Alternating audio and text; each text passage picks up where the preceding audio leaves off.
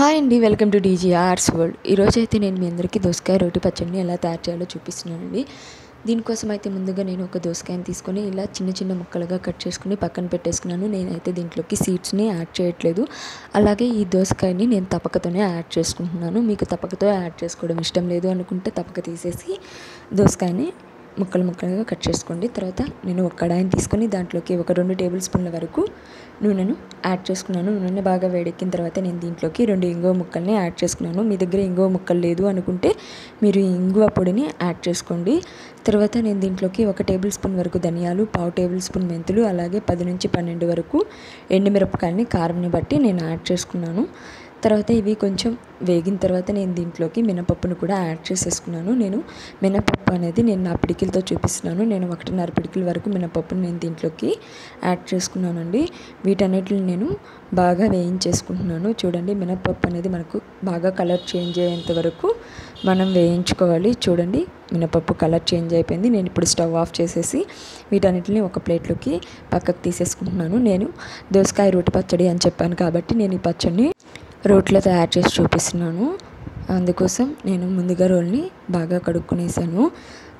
తర్వాత చెమ్మ లేకుండా బాగా ఆరబెట్టుకున్నానండి. తర్వాత మనం ముందుగా ప్లేట్లోకి తీసుకునే మినపప్పు, మిరపకాయలని వీటన్నిటిని నేను దీంట్లోకి యాడ్ చేసేసుకున్నాను.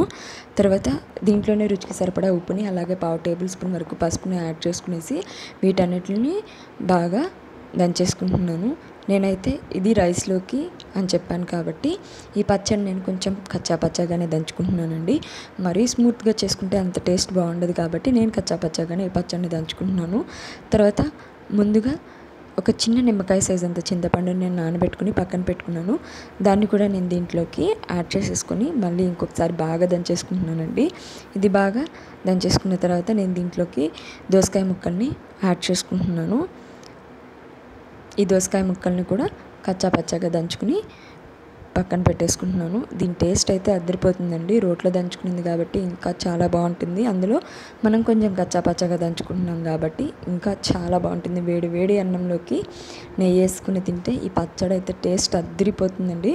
ఒక్కసారి అయితే మీరు కూడా దీన్ని ట్రై చేసేయండి. చూడండి, నాకైతే దోసకాయ ముక్కలు కూడా బాగా కచ్చపచ్చగా నలిగిపోవచ్చాయి. నేను వీటన్నిటిని ఒక ప్లేట్లోకి పక్కకు తీసేసుకున్నాను. తర్వాత నేనైతే దీనికి పోపు పెట్టేస్తున్నానండి. మీరు కనుక ఫస్ట్ టైం మన వీడియోస్ని చూస్తున్నట్లయితే ప్లీజ్ మన ఛానల్ని సబ్స్క్రైబ్ చేసుకోండి, లైక్ చేయండి, షేర్ చేయండి, కామెంట్ చేయండి. చూడండి, నేనైతే ఈ పచ్చడిని ఒక బౌల్లోకి తీసేసుకుంటున్నాను. తర్వాత నేను దీనికి పోపు పెట్టేస్తున్నానండి. నేనైతే దీనికోసం తర్వాత ఒక కడాయిని తీసేసుకొని దాంట్లోకి ఒక 6 టేబుల్ స్పూన్ల వరకు నూనెను వేసుకున్నాను. నూనె బాగా వేడెక్కిన తర్వాత నేను దీంట్లోకి 1 టేబుల్ స్పూన్ ఆవాలు, అలాగే 1/2 టేబుల్ స్పూన్ వరకు జీలకర్ర, తర్వాత ఎండుమిరపకాయని, తర్వాత కరివేపాకుని, అలాగే కొంచెం మినపప్పుని నేను దీంట్లోకి యాడ్ చేసేసుకుంటున్నాను. వీటన్నిటిని కొంచెం వేగనిచ్చాక స్టవ్ ఆఫ్ చేసేస్తున్నానండి. తర్వాత ఈ పోపు పెట్టిన ఈ మిశ్రమాన్ని నేను ఈ పచ్చట్లోకి యాడ్ చేసేస్తున్నాను. అంతే అండి, ఎంతో రుచికరమైన దోసకాయ రోటి పచ్చడి అయితే మనకు తయారైపోయింది. మీకు కనుక ఈ వీడియో నచ్చినట్లయితే ప్లీజ్ మన ఛానల్ని సబ్స్క్రైబ్ చేసుకోండి.